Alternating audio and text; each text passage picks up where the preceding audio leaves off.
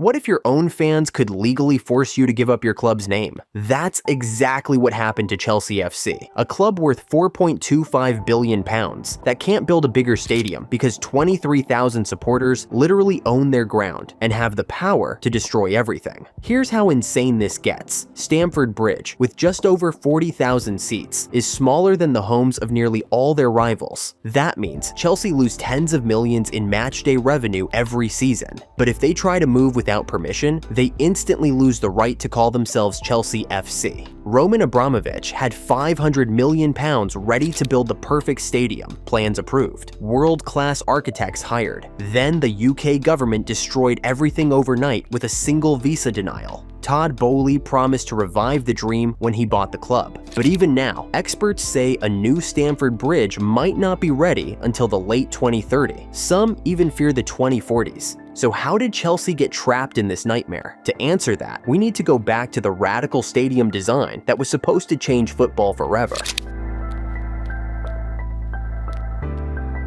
Chelsea's stadium crisis stems from a perfect storm of financial necessity, legal complications, and decades of planning failures. The roots trace back to the 1990s when the club nearly lost Stamford Bridge forever. The financial pressure is undeniable. Chelsea bring in around £80 million a year from match days, but rivals like Manchester United and Arsenal make well over £130 million.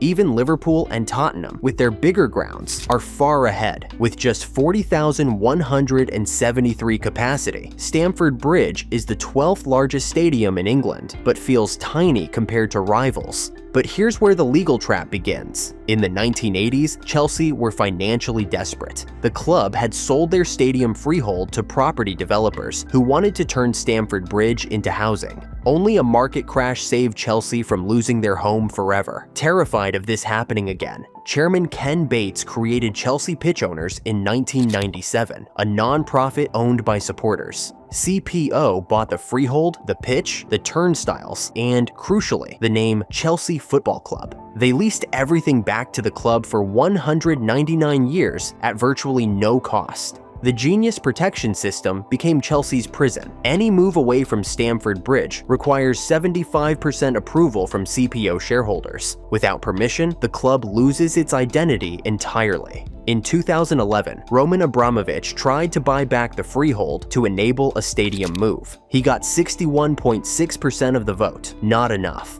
Planning began seriously under Abramovich in 2015. The initial vision was spectacular, a 60,000-seat stadium designed by Herzog and de Meuron, the architects behind Bayern Munich's Allianz Arena. The plans involved complete demolition of the existing stadium and rebuilding on the same site. Planning permission was granted in 2017, with an estimated cost of £500 million.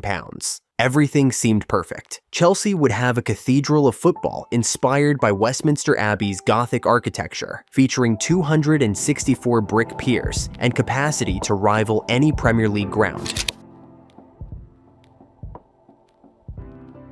When Chelsea unveiled their stadium design in 2015, football fans had never seen anything like it. The plans looked more like a medieval cathedral than a football stadium. The exterior design was breathtaking. Picture 264 slender brick columns wrapping around the entire stadium like a massive crown. This wasn't just decoration, it was inspired by Westminster Abbey's Gothic architecture and the Victorian brick houses surrounding Stamford Bridge. The stadium would literally glow at night through translucent glass panels between the brick columns. Inside, capacity would nearly double from 40,000 to 60,000 seats. But here's the clever part. The design created perfect sightlines for every single spectator. No pillars blocking views, no bad seats. Everyone would be closer to the pitch than in the current stadium. The seating arrangement told a story of modern football economics. The bottom tier would hold regular fans, creating that famous Stamford Bridge atmosphere. The middle tier was pure luxury, corporate boxes, executive suites, and premium dining areas that would multiply Chelsea's hospitality revenue. The top tier brought capacity while maintaining intimacy. What made this design revolutionary was solving Stamford Bridge's biggest problem: space. The current stadium is literally squeezed between railway lines, roads, and houses. The architects created a shape that fit perfectly into this tight space while maximizing every square meter. The interior features would transform matchdays completely. Multiple restaurants, bars, a massive club shop, and corporate facilities spread across 7 floors. This wasn't just a stadium, it was an entertainment complex that could generate revenue 365 days a year.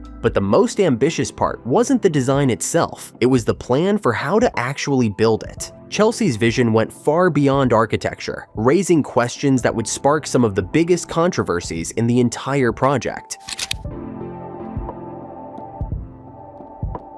The construction timeline shows why Chelsea's stadium saga became the most complex project in Premier League history. What began as a grand £500 million rebuild quickly unraveled into a storm of delays, politics, and spiraling costs. The original plan was brutal in scale. Chelsea Village and the freestanding buildings around Stamford Bridge would be demolished before the entire stadium itself was torn down. The rebuild was expected to take between 4 and 7 years, forcing Chelsea to relocate temporarily. 3 venues emerged as possible homes: Wembley Stadium, Twickenham, and even Fulham's Craven Cottage. But with a capacity of just 27,500, Craven Cottage would have devastated Chelsea's revenues. Just as the logistical puzzle was being worked out, politics delivered a hammer blow. In 2018, following the Salisbury nerve agent attack, Britain announced a review of visas for wealthy foreign investors. Roman Abramovich's visa was not renewed, leaving him unable to enter the UK.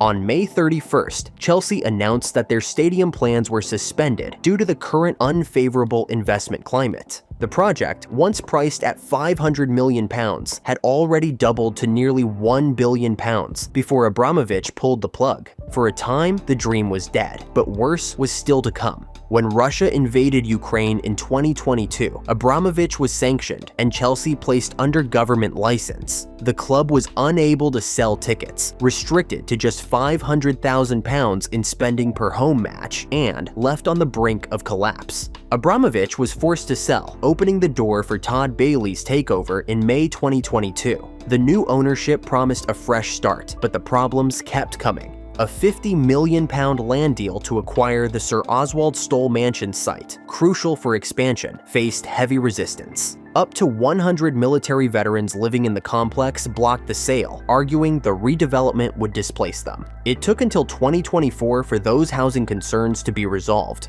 By now, the timeline had slipped far beyond the original vision. Chelsea admitted they could not begin major construction until 2027 at the earliest, meaning the new stadium would not be finished until the early 2030s. More than 15 years after planning permission was first granted in 2017. Here's the simple truth. Chelsea need around £1.5 billion to build their dream stadium, but getting that money is incredibly complicated. Todd Boehly admitted it could take 15 to 20 years to figure this out. That means Chelsea fans might not see their new stadium until the 2040s. While their rivals are already playing in modern grounds, Chelsea are still arguing about planning. The biggest obstacle isn't money, it's permission. Remember those 23,000 Chelsea supporters who own the stadium? They get to vote on any major decision. If 76% don't agree to move or rebuild, nothing happens. It's like trying to get 23,000 people to agree on where to go for dinner. Chelsea have looked at building a completely new stadium at Earl's Court, about a mile away from Stamford Bridge. They've even talked to the mayor of London about it, but the company developing Earl's Court said absolutely not. They're building houses instead. So Chelsea are stuck with rebuilding at Stamford Bridge. The problem? During construction, they'd have to play somewhere else for up to 7 years. They've talked about sharing with Fulham, but Fulham's stadium only holds 27,500 fans. That's a massive loss of ticket money every single match. The financial pressure is real. Every season Chelsea delay, they lose tens of millions compared to their rivals. Arsenal, Manchester United, and Tottenham all earn way more on match days because they have bigger, better stadiums. Todd Boehly and his business partners also can't agree on what to do. Some want to rebuild Stamford Bridge, others want to move somewhere new. When billionaire owners can't agree, progress stops. Here's what makes this story incredible. Chelsea created a system to protect their stadium from being stolen by developers. Now that same system is stopping them from building the stadium they desperately need. It's the ultimate football irony. The thing that saved Chelsea might be the thing that destroys their competitive future. What do you think? Should Chelsea risk everything on convincing fans to move, or accept being smaller forever? Let me know in the comments below. If you enjoyed this deep dive into Chelsea's impossible situation, make sure to like and subscribe for more stories about football.